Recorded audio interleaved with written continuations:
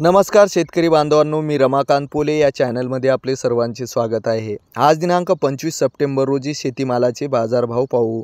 तर चला, कृषी उत्पन्न बाजार समिती हिंगोली येथे शेतीमालाचे बाजारभाव काय मिळाले आहेत तर जाणून घेऊया।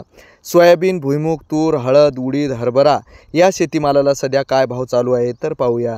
सुरुवातीला सोयाबीनला जास्तीत जास्त भाव 4564, तर कमीत कमी सोयाबीनचा भाव 4150, तर सर्वसाधारण भाव 4357 रुपये सोयाबीनला भाव मिळाला आहे।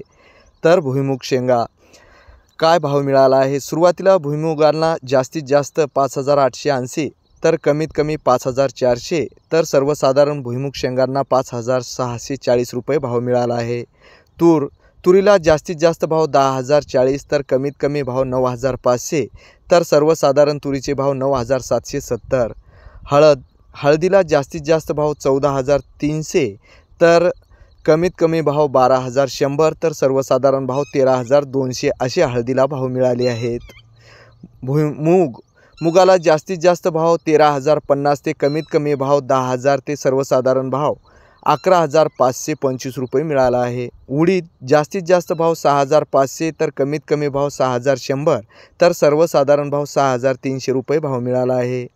कृषी उत्पन्न बाजार समिती हिंगोली येथे लिलाव पद्धतीने पुकारलेल्या बोलीमध्ये शेतीमालाला सोयाबीन, हळद, तूर, मूग, भुईमूग शेंगा व उडीद या मालाचे बाजारभाव मिळाले आहेत।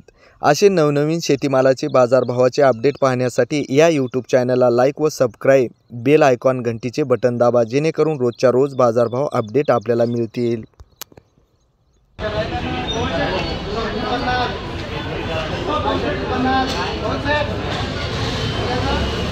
$56, $57, $58, $59, $80,